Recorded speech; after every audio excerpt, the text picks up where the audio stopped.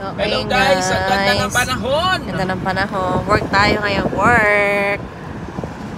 Ayan. Ayan. Yan guys, sa atin natin ngayon si Darlene Hospital. Isa sa mga work niya. Kasi ano siya, she's very hard working, you know. We're gonna get her into the hospital to work. Nga pala guys, share mo nga sa kanila kung saan ka doon mag-work. Sa kitchen, guys. Pakita ka naman. Yung ko makita. Pakita ka. Sa kitchen, guys. Doon ako nag-work.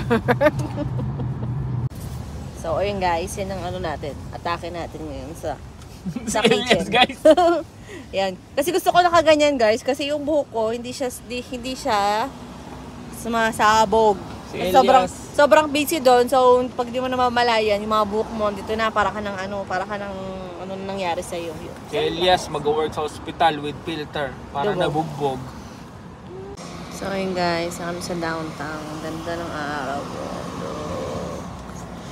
Downtown Bridgewater. Bridgewater. Ayan, ang daming ginagawa. So ayun no.